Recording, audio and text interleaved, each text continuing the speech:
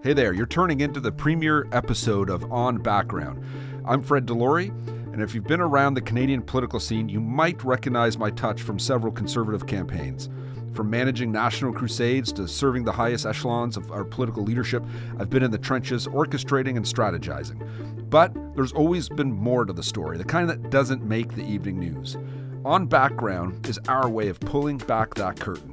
As we embark on this podcast journey, I wanted to kick things off by setting the stage for what promises to be an epic battle in the years ahead between Trudeau and Poilievre, two towering figures in our political arena. And to make things even more interesting, I'm starting this journey with my frenemy, if you will, Alex Kohut of Spark Insights.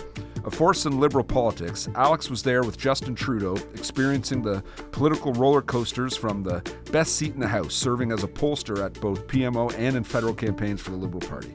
So Alex and I have been on opposing sides, but today we're in the same room. So grab your favorite drink and cozy up.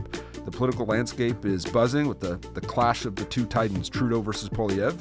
And is it Poilievre's undeniable charisma or Trudeau's dwindling aura shaping the current narrative? So let's go on background and find out. Hey man, how's it going? Good. I brought some cookies. My awesome. Peace offering. I appreciate it. I know you and I were on opposite ends of the campaign last time from two different. You were in the red room. I was in the blue room. So I really appreciate you coming in here and having this chat with me. Well, that makes for the best conversations. So you have. I understand you have some names you wanted to run by as potential names for this podcast. What do you got? Yeah. Well, I know we went with On Background. I've been looking a lot into AI in research, AI in polling. There's some really fun things happening in the US and that sort of thing. But just out of curiosity, I said, hey, ChatGPT, give me a name for a Canadian podcast run by this really intelligent guy who works for the wrong side, who is a political insider. He's going to get behind the scenes. He's going to talk to people from different perspectives, and he's going to have a fun, casual take on what's going on in politics these days in Canada. And they gave me a list of 10. I think almost all of them are unusable, and they might be playing a little bit too much into Canadian stereotypes. Right. I think ChatGPT might have an anti-Canadian bias. But I can give you a few of them here. They've got, let's see, True North Decision Dominion. I think True North's already taken, though. Right. They have A Boot Face, Secret Canadian Strategies. Is this based out of Manitoba? Or? I mean, Canadian stereotypes. This is ChatGPT. It's not me. And on that topic, they suggested the Great White Cabinet Shuffle, which I think might be a Doug Ford cabinet shuffle. Oh, no, that's not nice at all. What are you doing? My personal favorites are they suggested Moose, Mounties, and Ministerial Moves. And then the A-Team, but with EH. Moose Mounties, so that's all play on the Liberals and all the scandals that they're involved in. Yeah, I like it. No comment. This is On Background, right? Yes, 100%. So you decided on Background as the name. Do you want to talk about what that actually means for people who are not necessarily in the journalism bubble? Right. Look, in politics, when you have people out there talking, it's a lot of BS. So look, On Background in journalist speak means you're talking to a reporter. You don't want to be named. You don't want your name associated to it. So you're speaking more freely. You're telling stories to a journalist, and you see it all the time in news stories, anonymous sources, and they're giving it on background. So that's what I want this podcast to be. Obviously, we're on the record. Obviously, this is recorded. Obviously, we want lots and lots of people to listen to it. But I want people to have that feeling that this is an inside conversation. That's what you're listening to. That's what you're hearing, and that's what you're getting out of it. That, again, you and I, we're at war with each other 2 years trying to help our teams win an election. And here we are 2 years later in the same room chatting about it. This is unusual in politics. This is not something that happens. So I want us to, let's sit up, let's have a drink, and let's chat about what was and what will be. Have you ever been on Background as a source? I've been on Background a lot. I am a former national spokesperson for the Conservative Party, so those were authorized leaks. So I'll just say that. I definitely never have. This is my first time. I find that very hard to believe, but okay. Yeah. So seeing as you have gone on Background, and I'm taking the position that I haven't. When do you make that decision about what you would leak without attribution to a reporter, what you would talk about on Background or off the record? Right. There's various scenarios that you look at. One of my favorite stories when I was director of communications for the Conservative Party was when we were actually charged by Elections Canada. The party was, and a number of people on. We were charged for the what was known as the In and Out scandal. So we were going to be charged the following day. We were notified of this. So I went out on background and spoke to 10 different news outlets and told them all the same story, which was an accurate story. It was true. Like, we're going to be charged. It was a very minor charge, and we were going to beat it. But I was able to tell that to 10 different outlets, and exactly at 10 o'clock that night, that was what I gave them as the embargo, if you will. And at 10 o'clock, 10 stories from 10 outlets from across the country had the exact same story, and it worked lovely, except one outlet misinterpreted what I had told them and thought that I was given an exclusive. So they were very, very pissed off at me because they thought it was an exclusive. So they outed me. They put my name on it. So 9 out of 10 outlets said on background, a Conservative source said this. One outlet said Fred Delory said this, which was a bit embarrassing, but at the same time, a great learning experience. It's interesting that this is your favorite story about you getting charged and then getting outed by the media. Look, it's a great learning opportunity. So in politics, the more you learn, the better you get at campaigns. That is very true, and I think we are learning from talking to each other as well. I think very interesting part of having these conversations across party lines is that you get to see a different way of working on things and a different way of making these types of political decisions behind the scenes, which sounds like is what this podcast is going to be about. You're the pollster. You're seeing these numbers right now. We're seeing Trudeau at record lows, and we're seeing Poilievre at record highs. I've never seen anything quite like this in my lifetime. A Canadian federal politician, at least on the Conservative side, this popular. What's going on? Certainly, yeah, you are pulling me in at a time when the Liberal side has not seen numbers this low really since 2015, when Tom Mulcair was a potential future prime minister, and things changed pretty quickly back in 2015. There's a chance things could always change as well. I think as a pollster, I think one of the first things I always have to say is to remind people polls are not predictions. I think there's a good chance if an election was tomorrow that the Conservative Party would be winning pretty comfortably. The polls are having a pretty broad consensus on that. But you never know. Things do change. When I started working at the Prime Minister's office in kind of the honeymoon period after 2015, we actually had a lot of polls that had Justin Trudeau and the Liberals at over 50%. I saw one, I was going back and looking, that was 55% in 2016. Wow. Which is pretty incredible. I don't think it's realistic that the Conservatives will ever be that high. That would be very problematic for the Liberals. We don't have the voter universe, right, to ever get to that level. It's just not, that's a lot of the things, the polling I've seen in this country, when you really break it down, it seems to be you have a split of 60% progressive, 40% conservative is roughly the numbers. And I don't know if you have anything to add to that. But it feels like, that 40-ish, maybe a little bit above it once in a while we can get to is our high water mark, which I feel like we're at now. Yeah, I feel that's about right. And I think Conservative voters in Canada, at least, are a lot more loyal.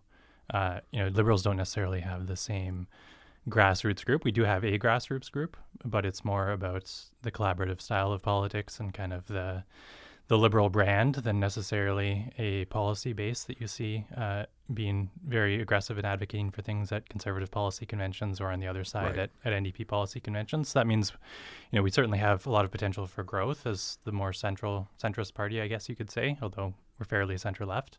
But also, when things go badly, as we saw before 2015, there is that potential to bottom out, which I hope is not going to happen in the near future. But the polling numbers are certainly way down from what we've seen in the past. And you can see a larger range for sure with the Liberals from when things are good and to when things are bad than you see with the Conservatives, who have that kind of steady 25 to, maybe 40% when you look at some of the polls that are happening recently.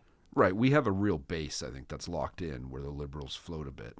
But on the other side of it, again, that 60% of progressives in this country, you're sharing that with the NDP and the Bloc and the Greens. And it'll be interesting the next election if there's a coalition of sorts of voters that move into one direction, whether it's the Liberals or the NDP, based on a fear of Poilievre, which is very possible, right? And that every election, I remember the last 2 elections, we were so close. We felt we were winning up until the last 3 days, in both 2019, 2021, until our vote collapsed to, not our vote collapsed, the NDP vote collapsed to the Liberals. And that put them over the top. And that would be certainly a fear of what could happen again here. Yeah, I think that's always the question, and I think that's the big question that I have when I look at polling right now. Is the Liberals haven't done, much work so far to define Poilievre negatively. There hasn't been that kind of contrast piece. So when that comes out, whether it happens in the near term or whether that happens during an election campaign, we certainly saw a lot of people were voting against Andrew Scheer and were voting against Erin O'Toole in the last couple of elections. Right now, when you talk to Canadians, you don't necessarily see a large group of people who are saying, well, I'd be open to voting Conservative, but not Pierre Poilievre. Right now, it seems that among the general public, he's got a pretty positive brand. People are liking kind of the new look of the Conservative Party, and the Liberals have not been very active in doing their own advertising and in having their own kind of message for how they're going to frame the new political leader on the Conservative side. So I think it's coming, and I think that is why I wonder how soft, how strong these current Conservative numbers are, because usually a generic Conservative candidate is going to poll better in Canada than a specific one, because there usually is some baggage on candidates, and maybe people won't find baggage on Pierre Poilievre when they start looking at him more closely, but I feel like there are some things there that Canadians are uncomfortable with, and they haven't really been highlighted so far. So as the Liberals start to try to do that, we'll see if that is actually something that will persuade people, or if people will just say, okay, it's time for change. This guy is definitely an embodiment of change. He's clearly going to do politics differently, and they're willing to accept a few things that might make them, plug their nose and vote Conservative anyway, or it might make, or maybe there's some NDP voters on the other side who just the strategic voting pitch. They'll say, we've done this a few times already. I don't want to necessarily vote for Justin Trudeau. I've done it despite what I wanted to do in the last couple of elections, and I don't think he's deserving of my strategic vote anymore. So we'll have to see as things get down to the wire whether people are actually pulling the trigger and making those decisions, and what the motivations are, what the incentives are, what the fears are that are leading people when they're making that decision in the ballot box. Well, that's what we saw last spring, right? Like we saw the Conservatives take a good poll lead, and then we had 4 by-elections happening at the same time, and there was no actual uptick in Conservative support in any of those by-elections, which to me was concerning. It shows that we maybe doing well in the polls, and I'm saying concerning as a Conservative here, where when you're actually in that ballot box, though, people don't seem to be marking the X for us. Now, I said that then, and I wrote an article on it and raised, I called it Raising Red Flags, and it felt like the Conservatives took it to heart because they spent a lot of time this summer putting out very positive advertisements, with Anna Poilievre voicing a number of them and Pierre doing them, and they spent millions of dollars on this. The biggest, I can't think of a time a political party's ever spent that much money on a pre-writ advertisement campaign this far out from an election, which I think was very smartly done by them. I think it was a very wise decision, and we're seeing it in the numbers. And to your point earlier about where the Liberals coming, something maybe coming down soon from them, I feel right now the Conservatives are the only political party in Canada campaigning, and they're going full tilt. They're running $1 million ads. Poilievre is touring the country. I know he's all over the place and pulling out for Conservatives record number of people, and they're bringing in new people. It's not just the base. It's not just typical Conservatives. So they're really opening up something there. But I feel they're alone. They're the only ones on the campaign trail right now. The Liberals do have the burden of governing. They are out there doing that. But I don't find there's no overarching narrative I'm seeing from the Liberals. There's no real, we're seeing the housing stuff develop. We're seeing it come out. But there's no, I remember back to 2008 when we almost lost government to the coalition of the Liberals, the NDP, and the Blocistes. And the economy dipped. There's a big recession then. And we came out with the Canada's Economic Action Plan, and we hammered it for 2 years. Every single announcement we did, all of our focus was through that lens. And when the 2011 campaign came on, we had a built-in narrative that was there, and we just unrolled it, and then contrasting with our Liberal opponents. who weren't in it for Canada, as we said then. And famously, we won the only majority we've won since 1988, and it worked well. And I find the Liberals, they've got, they're big on climate change. They seem to be working hard on housing, but there's no overarching narrative or story.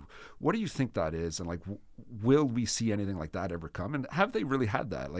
Other than the 2015 election win, the Liberals don't seem to have really been telling a big story that I think they could be telling.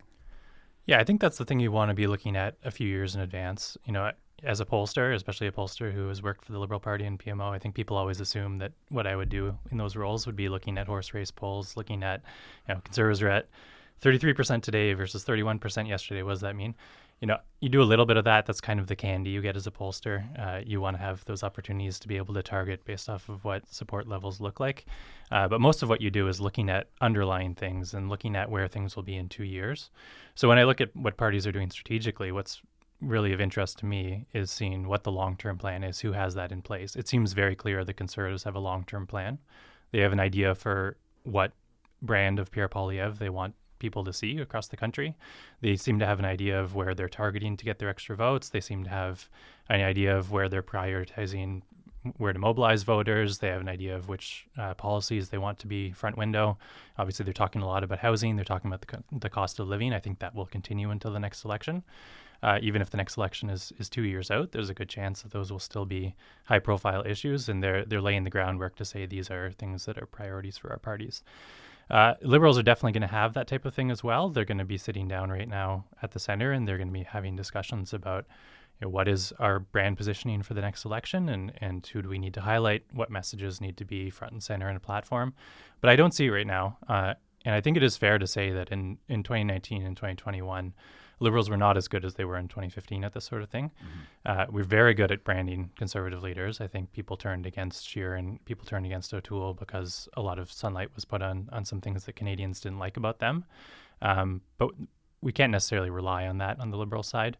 I would like to see a long-term vision coming out and the strategy starting to come into the light with advertising campaigns and with a message of, this is why the government is still ambitious. This is what the government's still trying to accomplish. This is why we need more time. Because it is very hard when you've been in government for 8 years. It could be longer than that by the next election to say, look, we still have things that we need to accomplish. Because Canadians are either going to say, well, why didn't you do this already? Or, we don't necessarily believe you're going to do this if you haven't done it. Right. So they need to be able to find some things they can point to and say either, you trust us and we've done a good job managing these things, let us continue. Or, we have a new vision, we have a new exciting thing that we're trying to do, and we will do if there's a new election. I have not necessarily seen that in the last, there's some exciting things in the last few platforms, but if you compare it to the 2015 platform where there was really, really big attention-grabbing things, uncompromising, ambitious ideas from the Liberals, I think it might be time to get back to some of that stuff just to get people's attention and show that it's still a government that can be on the cutting edge, on the leading edge with new policy ideas.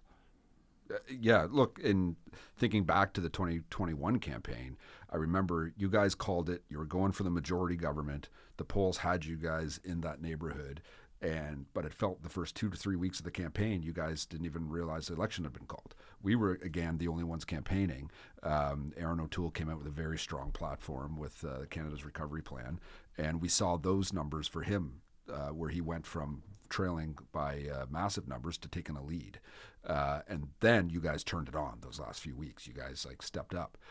So be curious now if you guys do that, if the Liberals do that now, or if it's going to be one of those things where they wait till an election again before they really unleash. And again, no one's voting now. We're 2 years away potentially from an election. There's a lot of runway here. But at the same time, it feels like it's baking in some areas, and I think that'd be concerning. The demographic shift is what's really jumping out at me too right now. We knew Poilievre always had issues with women voters. That gap seems to be erasing. Young voters, as a conservative activist my whole life, seeing us leading in those demographics and young people voting is blowing me away. How real do you think that could be, and is that something that we can maintain, or is that, again, just people parking right now? Yeah, so we've done some research recently that's going to be coming out. So I'm kind of scooping myself, but we asked Canadians about the Pierre Poilievre ad that his wife was narrating that talks about him as a family man, and people had a very positive reaction to that. I think that's the kind of message that, if you're looking at suburban families in the 905, some of these places where the Conservatives need to win seats where they've struggled in the last few elections, and you look at mothers in particular, that kind of middle-aged woman demographic, there's plenty of potential for growth there because they like that kind of a message, and it is very much a different look for Poilievre. I do wonder if he can maintain that. I'm not sure if that is authentically who he is. I think he likes a fight, and if the new brand is that he's a conciliatory family man, he cares. I'm sure he does care about people, but when you put him when he's in the House of Commons and he's throwing smoke bombs and stuff, that's probably not the first thing that's going to come to mind. So I think if this new brand and look for him sticks, that has a real potential to win over some of those blue liberals who have been toying with the idea of going conservative.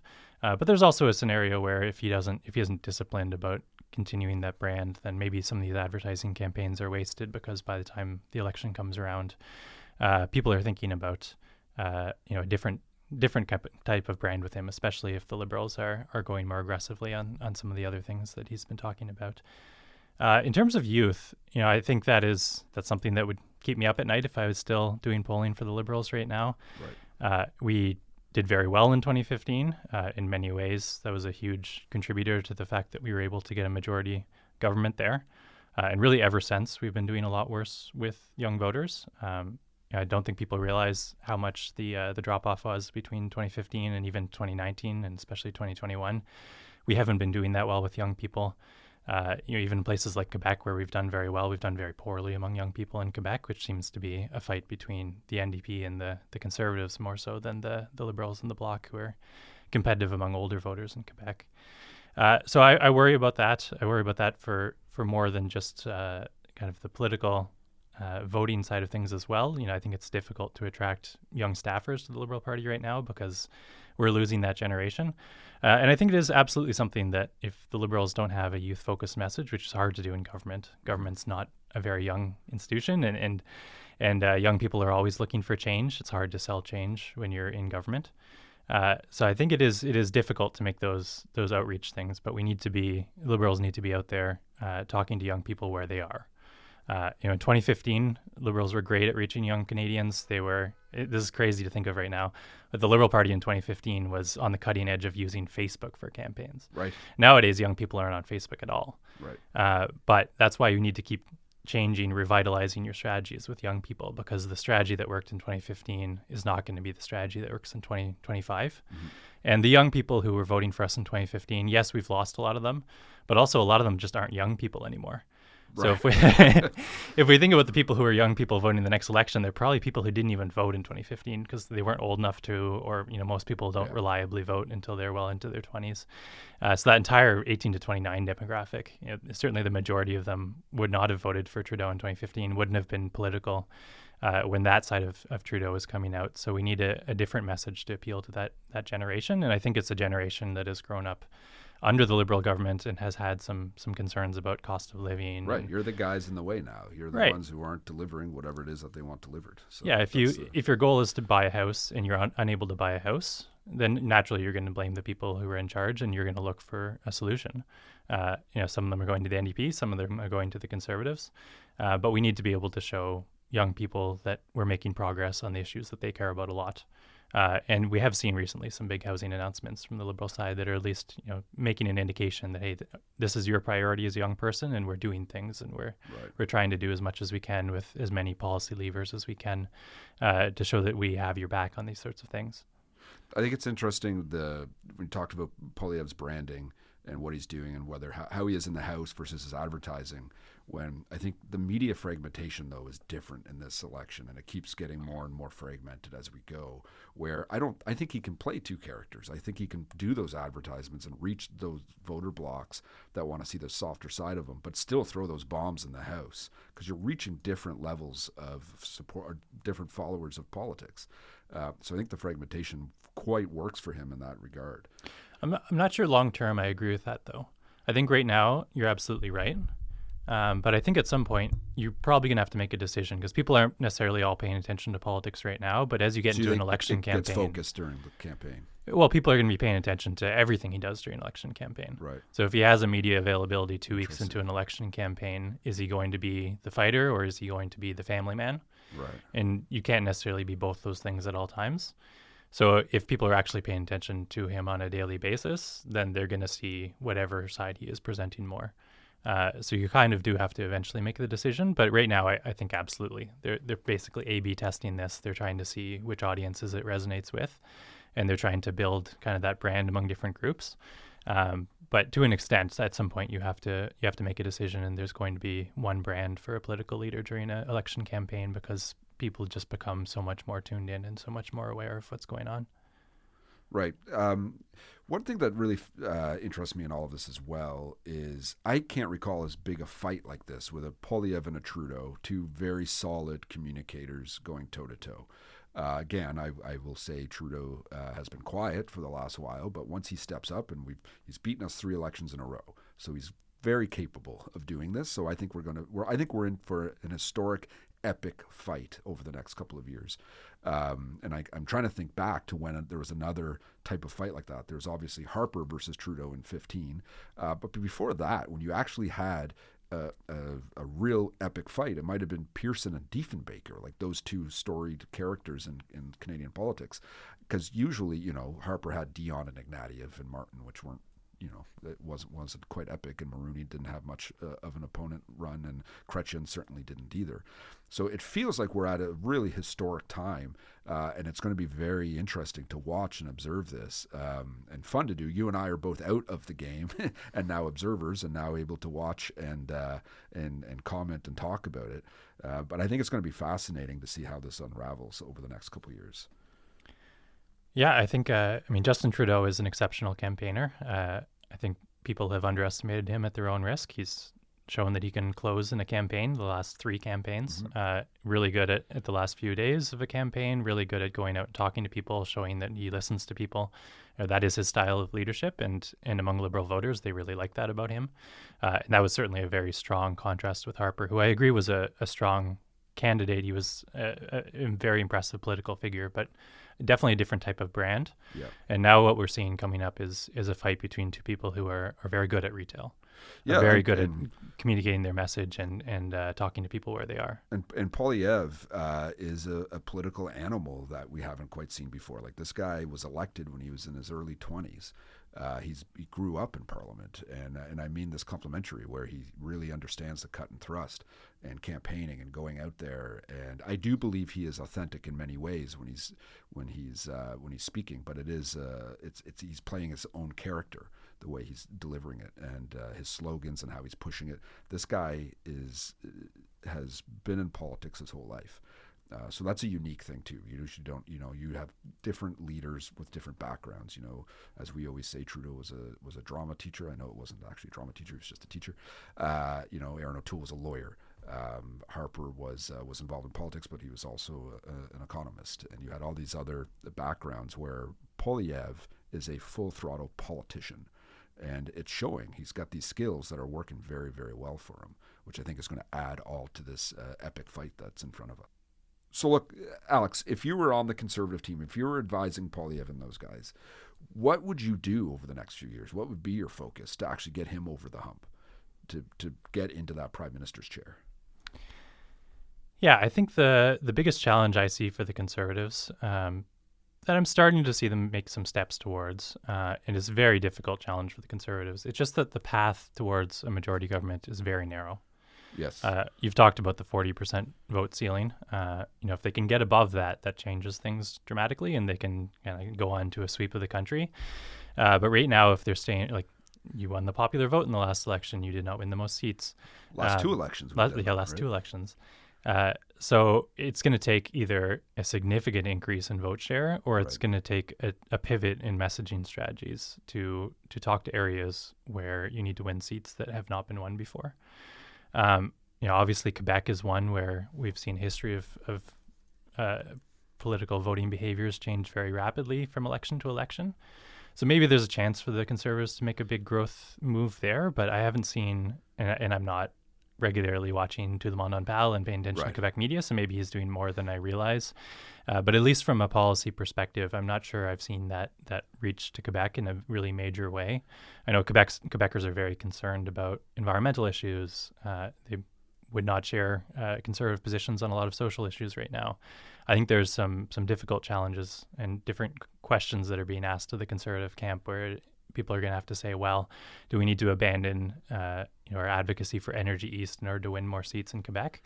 I don't know if Pierre Poilievre is willing to do that. I don't know if his base will allow him to do that for the sake of winning an election.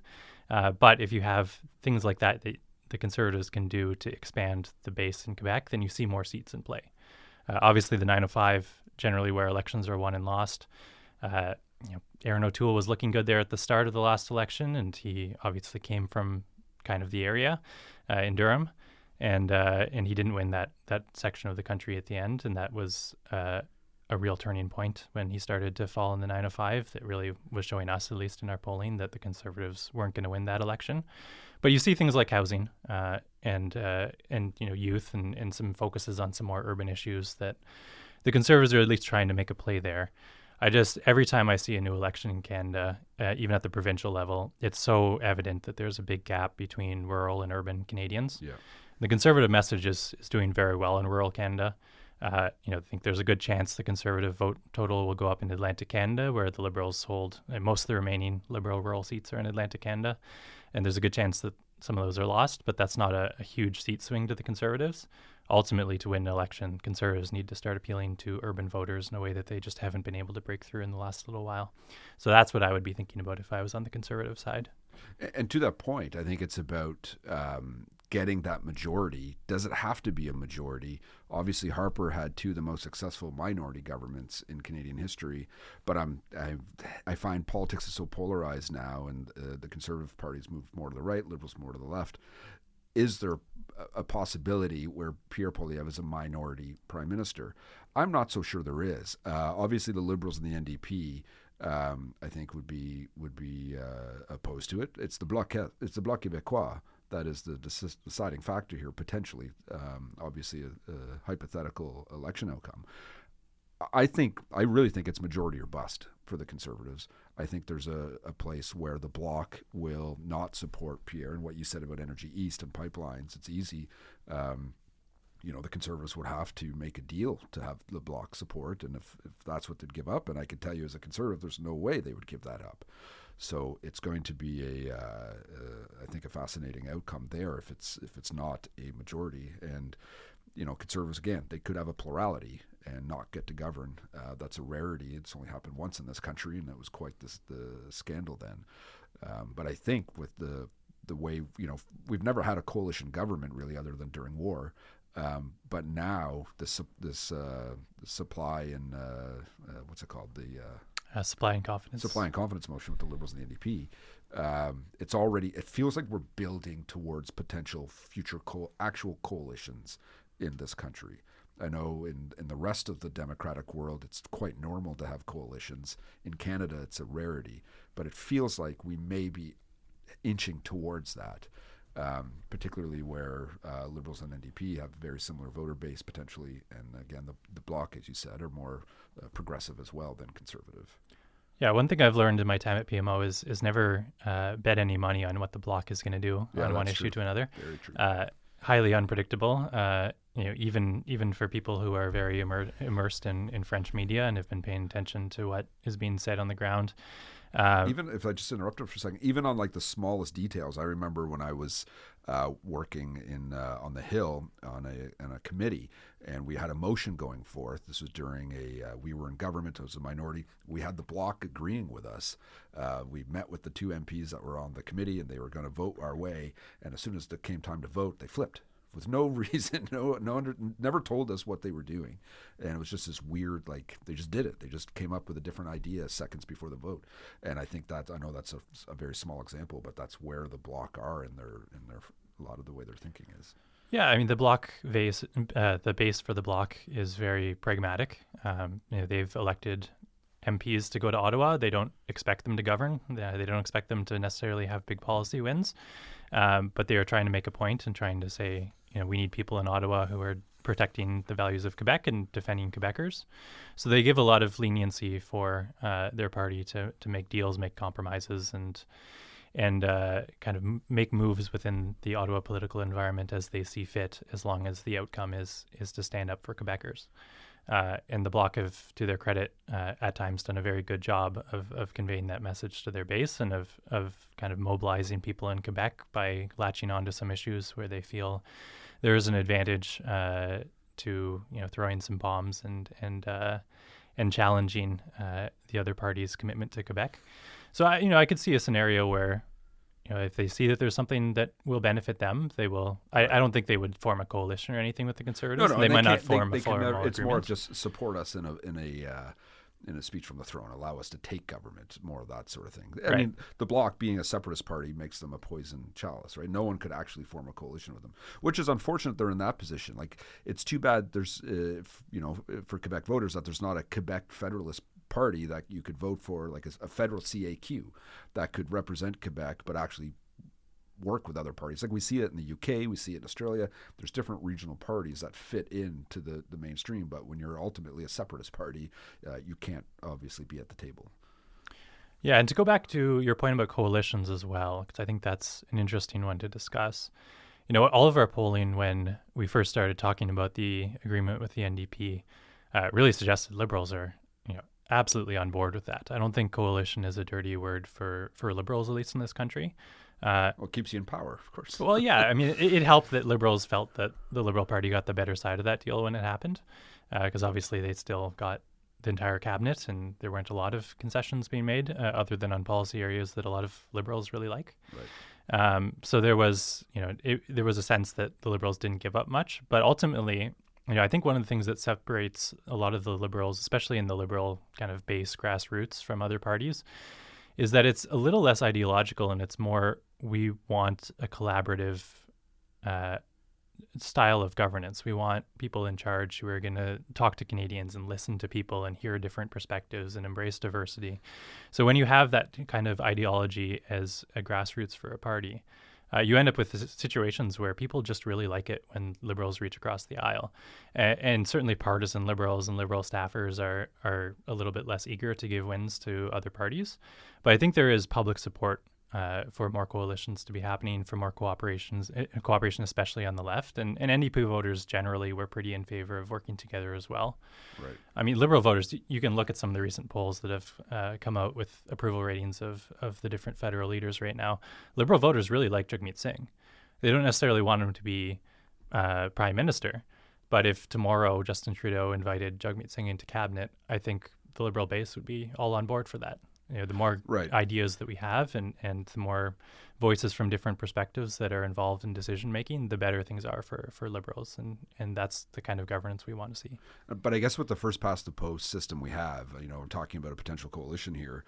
At the end of the day, with these two strong leaders in Trudeau and Poilievre, I think the NDP are probably going to get crushed in the next election. Like, we've seen their numbers drop in the last two elections, probably three or four if you go back, or three anyways. You'd see their numbers drop. I see though, if you're a progressive or to the left and you really want to stop Poilievre, and the only way to do it is to vote Trudeau, then I could see a complete collapse in the NDP. So they may not even be around to have a coalition to be a partner of. I mean, that's the $1 million question right now, is because we haven't seen the Liberals trying to brand Poilievre much so far. We haven't seen that contrast message. We both, I think that is coming, and it's coming soon. And we think that there's going to be a scenario, most likely, where a lot of progressives are a little scared of what Pierre brings to the table and are more open to that strategic voting pitch. But certainly if there was a world where the contrast message doesn't land, suddenly that's a lot more problematic for the Liberals and more of an opportunity for the NDP, right? Because if people don't make that decision to strategic vote, we're in a bit of a different scenario where the NDP are not as far behind the Liberals as they have been in past elections. And some of the change voters on the left might be more open to voting strategically. Now, I think this is not a likely scenario. I certainly think it's most likely to come down to a one-on-one fight between Trudeau and Poilievre, and that can lead to that sort of thing. But we don't have a guarantee that's going to happen yet. Right. And if, like, Jack Layton did not that great That's- for a few elections in a row and then got that upswing, right? Jagmeet Singh has been doing a good job, at least, of reaching out to young Canadians and building a brand over years, and people do generally like him, which we saw with Layton. People liked him but didn't vote for him.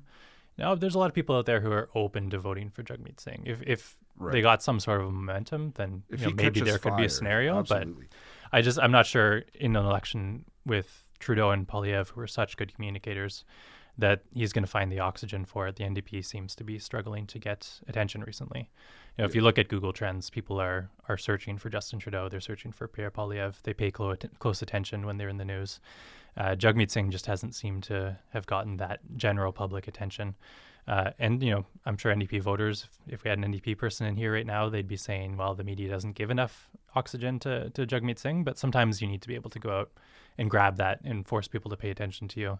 Yeah. And I think we just haven't seen Jagmeet Singh have the ability to, you know, bring the spotlight onto him for a prolonged period of time between elections. Yeah, and to your point, I mean, fighting on the left vote is Trudeau, who's out there, who's obviously prime minister, but also a great communicator. Where Jack Layton had Michael Ignatieff as his opponent on the center left, and that was, you know, obviously a wash. And Layton was able to run circles around him and benefit from it. And Layton did grow into a great campaigner. A bit washy his first few campaigns, but Jagmeet Singh, I just don't see it. I just don't see, like, I know he resonates in some corners and push out certain messages, but he doesn't seem to have a full grasp of a lot of the issues. So I think he'll really struggle in the next election. And I could see a real wipeout of the NDP. So yeah. So here's a question: Trudeau loses the next election. It's a minority. Let's say Poilievre is able to build a minority government of some sort. Does Trudeau stick around in any scenario? And I know that's probably an outlandish question. You never think of a defeated prime minister, but his father, did resign and then was brought back when that Conservative government collapsed. Is history going to repeat itself? Like, Trudeau Sr. won 3 elections in a row, then lost and left politics, or was about to, and then the Conservative government collapsed, and then he roared back into power for 4 years. What are your thoughts on that? Is that completely out to lunch? I think it's a fascinating question, especially because his father did that. And we have seen some parallels between his father's time in government and his. I mean, Justin Trudeau is certainly still young. Certainly within the Liberal base, he's very popular. You know, maybe a little less so than he was a year ago. And certainly his brand has been a little tarnished in recent years. But that can change. And certainly, you know, in a scenario where Donald Trump becomes president, people did certainly trust. Right. Anything can happen is what Right. you're saying. Yeah. Well, people did trust Justin Trudeau in kind of that fight against the U.S. And Right. if there was, you know, minority government doesn't last, another election comes along quick. Donald Trump is a big threat to the South, and we know this guy's already dealt with Donald Trump before. You know, I could see a scenario where if there's a reason to stick around and if there's an unstable governing situation, then, you know, maybe you can never say never to something like this. But I think there has to be a reason, right? I mean, Pierre Trudeau came back and repatriated the Constitution. That was a pretty major thing. That was something to aim towards. That was a piece of unfinished business. But I'm not sure what that is for Justin Trudeau right now. He's certainly accomplished a lot of the things that were in the 2015 election platform and that everyone was very excited to do right away. I don't think he's going to leave politics and come back to implement electoral reform or something. I think some of those other things that have been abandoned are done. So if something presents itself where there's a good opportunity for him to come back and use his skills and accomplish something that's really major, you know, maybe that would be tempting to him. But I really don't know what the motivation would be not to kind of walk off into the sunset and find something else to do, go back to being a teacher or something. It'd be fascinating to see because, again, in politics, it's all storytelling and narratives, and everybody loves a comeback story. And I know Trudeau was born on Christmas Day to a sitting prime minister, and a lot of the nation grew up with him or watched him grow up in front of our eyes. and there's this real affinity for him. Obviously, I want to see him defeated in the next election and gone as a Conservative, but it's people do love a comeback story. So it's this, obviously his goal is to come back from this massive polling deficit he faces right now. But it would be interesting if he does that. Yeah. I will say Poilievre on the contrast, I think does get 2 cracks at this. In the last, Conservatives eat their leaders. O'Toole had 1 shot. Andrew Scheer had 1 shot. I was one of the only people actually advocating for Scheer to stay on when he lost in 19. It wasn't until the spending scandal that he got cut up into from party funds that took him down. But other Harper got 2 shots, which was good. But before that, we throw out our leaders too soon, and we don't allow them to become acquainted with what it's like to be a leader and campaign, because it's a lot of work. So I do think Poilievre will have 2 shots if he doesn't win this one. Yeah, you would know that better than me, of course. But I'm just the kind of nerd who gets really fascinated in leadership elections. I think they're very informative of where the bases of different parties are. I think it's very clear from the latest Conservative leadership election that Pierre Poilievre has a handle on the base in a way that the last few leaders haven't. Right. There's clearly majority support among Conservative voters for his leadership, even over other contenders, which previously took a few ballots to get someone elected. So that is a good sign for him. The other thing on that side is that he seems to have ran a pretty authentic campaign in the leadership race. He seems to be sticking fairly close, at least tonally, to the way that he, with some exception of some of the things that he's showing himself as a bit more moderate on in tone recently. But he's generally the same person that he was during the leadership race. So I don't see a reason why people would, in the Conservative base, would have a dramatically changed opinion of him. Of course, if you lose 30 seats compared to where they are now, then people will start raising some questions. But I think he has a lot more rope than we've seen with past Conservative leaders, because he ultimately is a bit of an embodiment of the Conservative base right now. And he's not seen as a compromise candidate within the party. He's someone who speaks the way that the base is speaking and talks about the issues the base cares about. And, he's one of the base himself. He grew up as a political guy. He understands these people. He's good at mobilizing and moving within those circles. I think he's going to have a lot of leniency to be able to do whatever the Conservative Party feels they need to do to win an election, and still give him a second crack at it. He's a young guy. I'm certain he wants to stick around for the long term, even if he loses an election. So I don't think he's voluntarily leaving, and I think people give him a couple of cracks. Yeah, I think he's very authentic in how he conducts himself, and I think that goes a long ways. And at the same time, if we lose the next election, if Conservatives lose, and if there is some major mistake he made on the campaign, that'll certainly be reflected.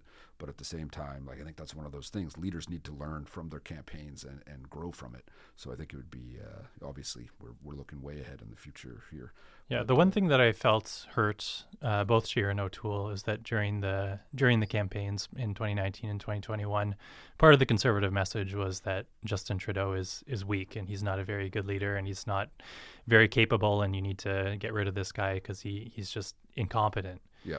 Well, if your argument is that we ran against someone who's incompetent and we lost, then it's a lot harder to say, that's it. we can do something better. So if Pierre Poilievre goes really hard on that, then maybe there's a chance that his base will say, well, he couldn't even beat this terrible candidate. Maybe we need to move on. It's a very good point, because our members hate Trudeau so much, and they don't understand why we don't beat him. Why they, everyone they talk to hates Trudeau too, right? They think everyone in Canada hates Trudeau, which obviously isn't the case.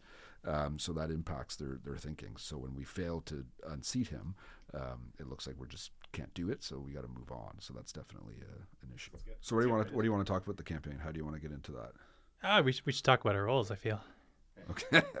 But I lost. It's not fun. Okay. All right. right. Well, I've got a way to start this, actually. Okay. Well, do you want me to set it up, or you want to go? I mean, I can set up something here. So I've been looking a lot at AI. We're doing a lot of polling at Spark. We're looking at the different ways that people are doing polling around the world, and the U.S. is doing some really interesting things with AI ad testing, which is a whole other conversation that is really fascinating. But I just, out of curiosity, before I came in here, I went to AI. I went to ChatGPT, and I asked them to describe a day in the life of a Conservative national campaign director. Oh, wow. Okay. So I want to see if this is accurate. Okay. I think it definitely sounds like your tone of voice. So let's see. I'll read this out. Okay, we've got, well, let me give you a glimpse into the whirlwind that just hit us on the campaign trail. I was here at party headquarters orchestrating things from behind the scenes when all hell broke loose. First, our candidates' tour bus was hit by an unexpected roadblock, quite literally, when a parade for the local salsa festival blocked the main route to our next event. Picture this, our campaign bus stuck behind a conga line. We were all chanting, "Can't we just salsa our way to the next rally?" Seems pretty accurate, right? Then during a visit to our local bakery, our candidate tried to demonstrate his down-to-earth side by baking cookies with the locals. Let's just say his culinary skills weren't quite up to par. We had burnt more cookies than good ones, and I thought we're in a real cookie quandary here. And if that wasn't enough, we had a minor tech meltdown during a live stream event. Our social media team was pulling out their hair trying to fix it, and we had to reassure our supporters that the technical difficulties weren't a metaphor for our campaign. But as they say in politics, you've got to roll with the punches, and we sure rolled our way through that chaotic day. So in the end, it was just another roller coaster day on the campaign trail. We're not allowed to let these bumps derail our mission. Does that seem accurate? That's pretty well bang on. I think I had a couple of days that were just like that. But look, obviously in the last campaign, you and I were on opposite teams and in very interesting roles, seeing everything that was happening in front of us. And I, obviously, congratulations on winning that. It was a heck of a fight. There were times there when we thought we were winning, and then it unraveled at the end. COVID is what we picked up on. And I know you've said guns was a big issue previously to me. What do you think really turned that campaign? Like this again, backing up, this campaign started. You guys called it early. You were way ahead in the polls, but you had no plan for the first couple of weeks, or didn't feel like you had a plan. Maybe your plan was to wait for a few weeks and then start campaigning. But those first few weeks, we went out there and we sensed the campaign was coming. We had our plan ready and we unleashed it. And our leader, Aaron O'Toole, I think did a really solid job those first few weeks, really delivering that message. And the polling showed, like we were way behind at the beginning, and then we took a good lead into the campaign. Our modeling had us at one point 20 seats up over you guys. And we can debate that, whether how accurate that was or not, but we felt good with it. And then to us, COVID, the last few weeks, spiked everywhere. Jason Kenney, 3 or 4 days before the election as Premier of Alberta, shut down Alberta again, went back into lockdown. The Globe and Mail had a story the Friday before Election Day saying all Conservative candidates refuse to say whether they're vaccinated. And it really, those last 3 days became a really heavy COVID messaging. And we knew from our own supporters, they felt that we didn't take COVID seriously enough. But from your perspective, where do you think the turning points were in that campaign? Yeah, I mean, COVID was definitely a losing issue for the Conservatives in that campaign. So I'm sure that had a bit of an impact. It's certainly something that was weighing on people's minds a bit in the background from the start of the campaign. But as cases go up, that becomes a little bit higher profile. I think there was, from our end, we were seeing two real clear turning points. One was in Quebec. It was the English language debate in Quebec. Really took away our chances of a majority in a lot of ways because we were doing well enough. It looked like we were going to win maybe 10 more seats in Quebec, and we were trending upwards. And then our momentum got kind of slashed, and things went backwards in Quebec. And that's because from the that Bloc point. got an angle to run on, right? Bloc got an angle. The ballot box question in large parts of Quebec became more about protecting Quebec and who was standing up for Quebec, which is the ideal ballot question for the Bloc. And they probably would have found something else to make that issue more profile. They do every election almost, right? They always find something to. They're quite good at that. But I mean, there was the one election where they didn't, and then suddenly they had 4 seats because the Bloc are not necessarily as relevant to Quebecers and to changing people's lives when that's not the issue people are thinking about. So that one obviously was something that threw us off in Quebec. But in terms of the Conservative-Liberal fight, I think guns was ultimately the thing that we were seeing that was changing things the most. Now, it's not something that if you ask people what's your top priority issue, people aren't necessarily going to say guns is the top priority issue. But we did a lot of focus group testing. We tested our ad that came out with Bill Blair holding a big long gun and talking about, there's a stock photo of someone holding a big long gun, and Bill Blair came and gave a voiceover. It wasn't him himself. But in the 905, that was certainly very compelling.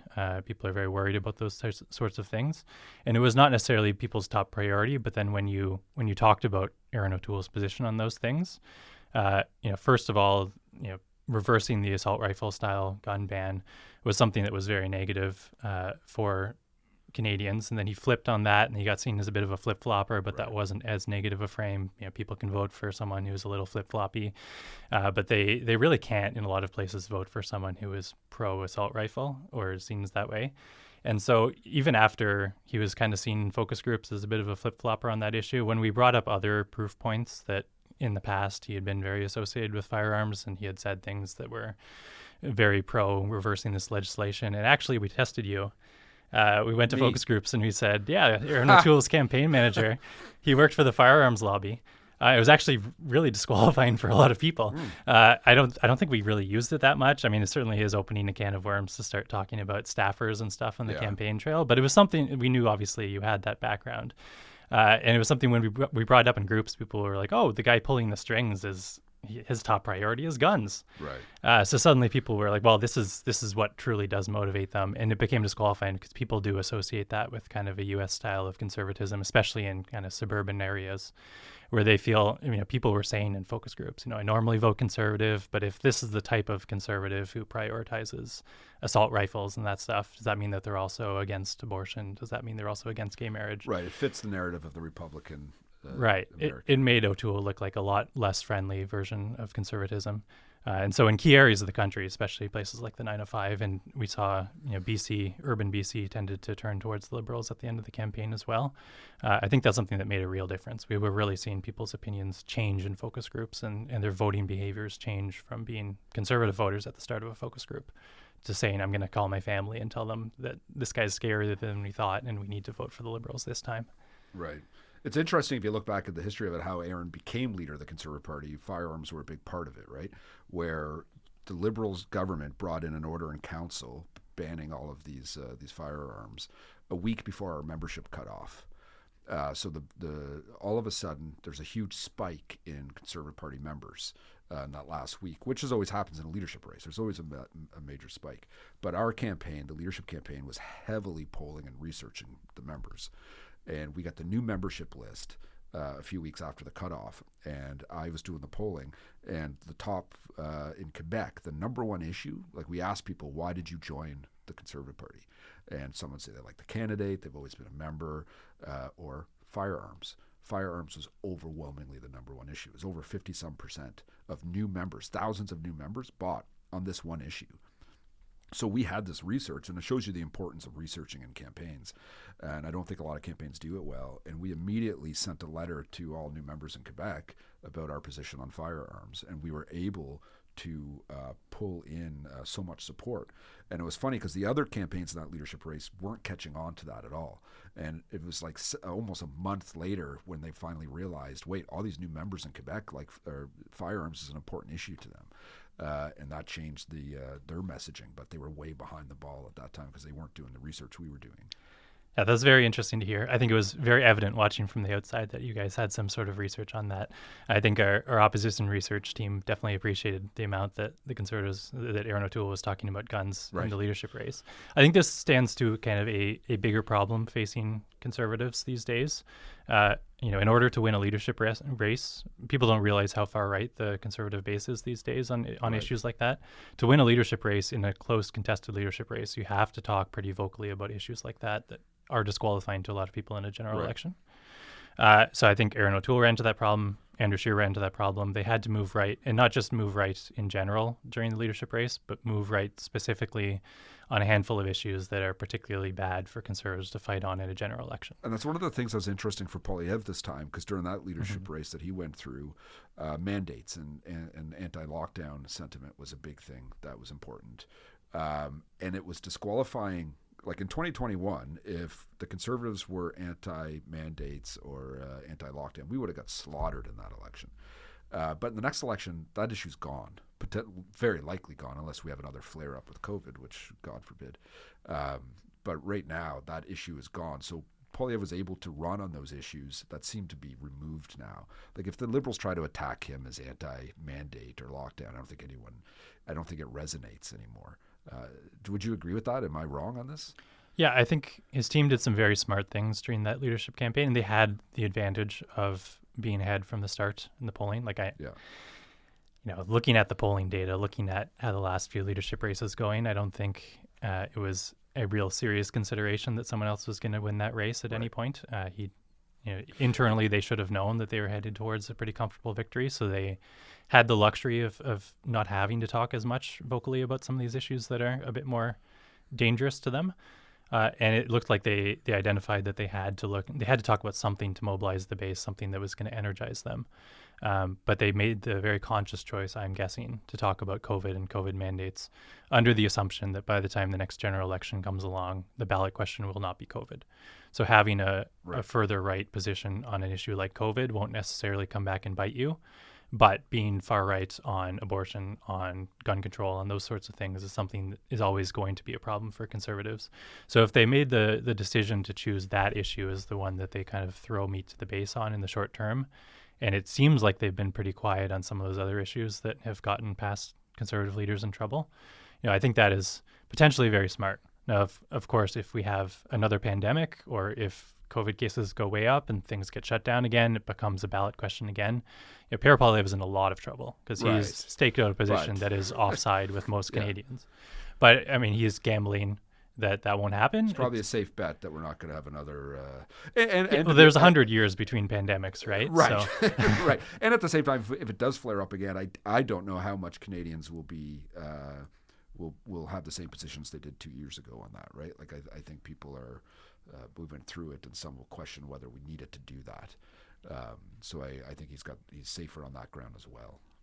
Yeah, and especially running against Justin Trudeau. I mean, if it becomes an election about crisis management or an election about healthcare, that's trouble for the Conservatives anyway, because those are the things that, well, healthcare in general less so right now, but health crisis Justin Trudeau has got a lot of credit for. Some of the times when Justin Trudeau has been most popular in our polling, when I was working at PMO, or when we were dealing with Donald Trump, when we were dealing with a pandemic, when we were dealing with global crises, he was able to step up in those situations, and people really appreciated his leadership and his steady hand on that, and he has experience doing that now. So if people think that there's an unstable situation in the world, if people think there's a crisis going on that needs to be managed, he has kind of staked out a position as someone that can be trusted on those sorts of things. Took a lot of work to do, and the government did do a very good job at managing this crisis, as most Canadians would agree. That's the type of thing where if that can become the ballot box question, things get troubling, because nothing Pierre Poilievre can do is going to convince people that he's as good at managing a crisis as Justin Trudeau, because Pierre Poilievre hasn't had to manage a crisis on the national scale, and he won't get that opportunity until he is Prime Minister. Right. And I think, and I'll finish with this, I'll say the next campaign is going to come down to whoever tells the best story. And right now, Poilievre is out there telling a story where Trudeau is not.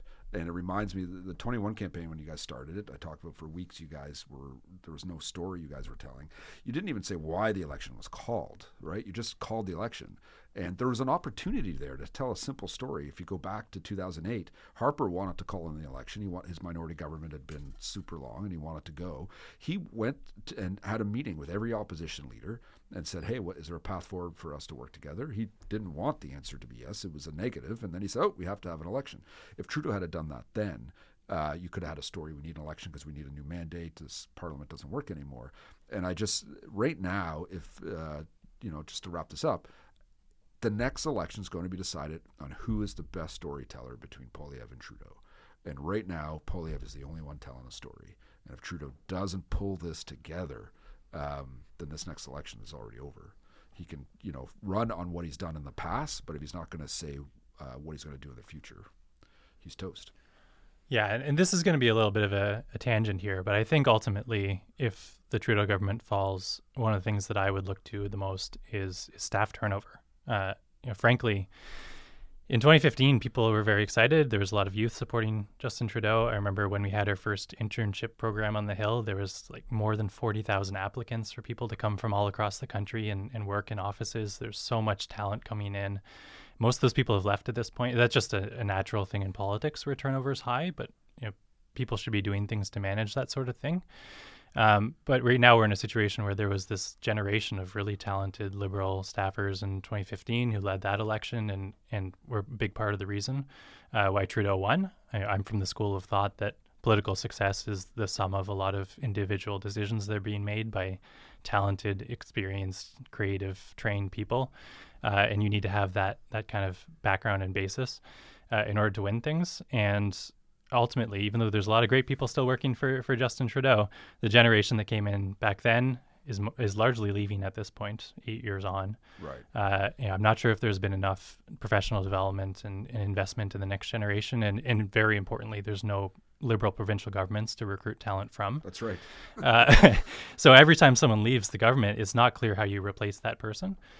So when you're looking at some of these things like long-term strategic decisions and that sort of thing, you need to have people coming in with new ideas, new ambitious thoughts about how to tackle different challenges, and you need to be training and empowering people from within to grow to fill those senior roles. What every political party needs to do is hire a professional HR person to build these programs. I know when Aaron was leader of the party, when we were hoping he was going to be prime minister, one of the things we talked about, we were going to bring in an actual professional to oversee this stuff, because the way political staff are not trained. They're not given any. They're people who work on campaigns who are interested in either policy or politics, and they come in, or communications, and they come in and they're given these positions, but they're not supported in any way. And every party has this issue, and whoever figures that out and actually has a good system, I think, could really, really do very well, long-standing. But none of the parties have done that. Yeah, I could not agree more. I think that is the reason why most long governments who have been in power for 8-10 years, why they fall. And it's crazy looking at this from the inside and thinking this happens over and over and over again. But every time a new government is elected, it's an entirely new group of staffers. A lot of them don't have any management experience. They're coming in and figuring this out on the fly. Yeah. So if every government is making the same mistake and the government burns out and loses their talent and disappears, they lose after 8 years, it just happens over and over again. But people don't realize that problem is coming until you've been in power for 5 or 6 years, and then suddenly it's too late to fix these things. You've already lost a lot of talent. So I'm a huge advocate of having management training, having training for people who are coming in as incoming staff, onboarding packages, regular training throughout the year. It can feel tough when you're always dealing with crises to be able to say, okay, everyone needs to, go offline for an hour and learn about this type of training that's going to help you do your job better, but it pays off in the end. And it leads to, more talent making better decisions in a crisis down the road. But it's ultimately something that needs to be, long-term planning is always something that's underdone in politics. People don't commit enough resources towards that. Part of long-term planning, a huge part of long-term planning, needs to be empowering, helping, supporting the staff, and then also just providing a positive workplace environment for them. Making sure people don't get burned out, making sure people have mental health resources on the Hill. I did a lot of staff surveys in government. We would identify groups of people who were more at risk of burnout, which burnout is a big issue on the Hill. But we found especially like people who were working more than 55 hours a week, which is pretty common in politics, had been on the Hill for less than 5 years and were not socializing more than 5 hours a week with people. They were at just astounding levels of burnout. They're so vulnerable to that sort of thing. And then that group of people became so much larger during COVID because everyone was suddenly working from home. They weren't able to socialize with others. A lot of people moved to Ottawa to work in politics, so they didn't have those support networks locally, and then they couldn't build them during COVID. So people were stuck at home working 24 hours a day, stressed out about this sort of thing when they needed to. Well, on the opposite side of it, they didn't have the opportunity. On the conservative side, we had to deal with the fact Aaron O'Toole won the leadership during the pandemic. Everyone's in lockdown and trying to build a team like that where you couldn't even meet with people. So it was certainly tough during that time. But look, thanks so much for coming in, Alex. Alex Kohut from Spark Insights. Awesome chatting with you. Yeah, thanks for having me. This is all on background, right? 100% on background. It's off the record between you and me. No one will listen into this at all. So, all right. Hey, so this was the first episode of On Background. Thanks for listening in. I have Carl Belanger is going to join us next week. He's a New Democrat, an NDPer who worked for Jack Layton and Thomas Mulcair. And he and I are going to role play a bit. We're going to pretend we're liberals, and we're going to talk about whether Justin Trudeau should go or not from the perspective of the Liberal Party. I think it's going to be spicy. It's going to be a lot of fun. And listen in next week. Don't forget to like and subscribe. And if you want to reach out to us as our political people, we'd like to get voter ID and research. Email us at onbackground@ipolitics.ca. Love to hear from you.